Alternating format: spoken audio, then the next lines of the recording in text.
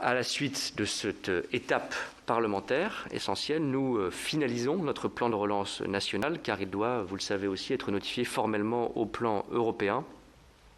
Et nous associons d'ailleurs à ce travail, via le secrétariat général des affaires européennes et en lien avec la ministre Jacqueline Gouraud, les collectivités territoriales, autorités de gestion des fonds européens, pour définir précisément les lignes directrices de ce plan.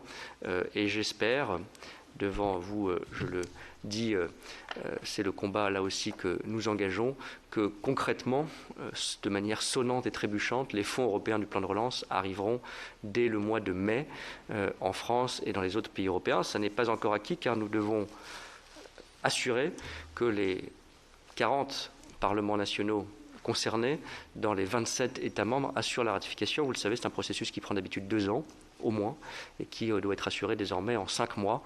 C'est long.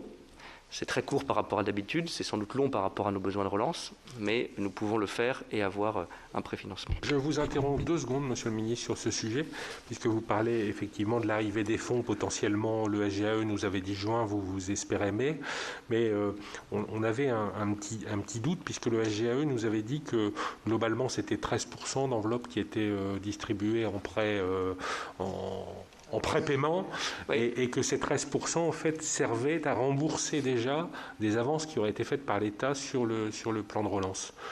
Si vous, oui. En 3 minutes, vous pouvez nous en dire Bien plus, ça clarifierait les échanges qu'on a eus avec le SGAE. Alors peut-être 3 choses là-dessus. Les 13% dont nous parlons, c'est le préfinancement.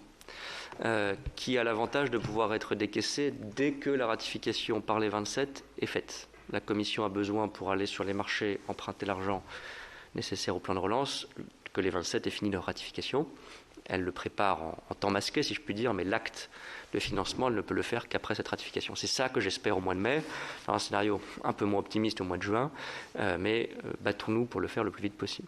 Et dès l'instant où cela est prêt, même si tous les plans de relance nationaux n'ont pas été validés, elle peut assurer le préfinancement, ces fameux 13% de l'enveloppe totale des 750 milliards et notamment des 390 milliards de subventions. Donc pour la France, ça représente un montant d'environ 5 milliards d'euros. Cet argent, la Commission, si je puis dire, ne l'affecte pas. Elle le verse aux autorités nationales en fonction des enveloppes auxquelles elles ont droit. Si, comme nous l'avons fait, nous avons démarré le plan de relance avant, ça vient, oui, d'une certaine façon en remboursement. Ce n'est pas construit comme ça. Mais de fait, nous aurons dépensé plus de 5 milliards d'euros du plan de relance national dans son ensemble d'ici le mois de juin. Nous avons déjà dépensé 11 milliards d'euros. Donc, c'est pas sur la partie, non, voilà. C'est pas poste à poste, si je puis dire. C'est sur la partie européenne telle que nous la notifions.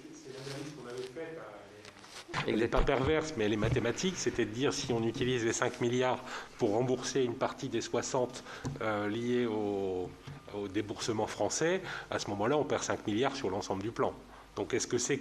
Voilà, oui, vous comprenez ce que je veux dire, c'est-à-dire les 5 milliards, est-ce qu'ils sont affectés sur les 40 c'est bien ça, Patrick, ce qu'on avait... Ils sont affectés sur les 40 du total, enfin c'est une partie, c'est une première tranche des 40 et quelques que la France touchera. Ça, c'est clair. Voilà.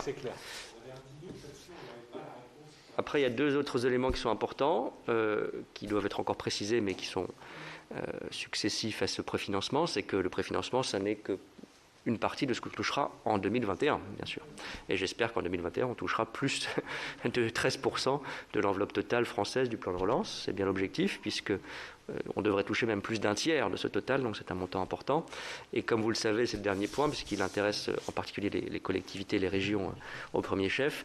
Nous sommes en train de discuter avec Jacqueline Gouraud pour, dans la partie du plan de relance national, des 100 milliards d'euros qui est territorialisée, parfois contractualisée avec les régions, qui est indépendant du découpage Europe-France, mais dans ces 100 milliards d'euros, on territorialise au maximum et on contractualise au maximum.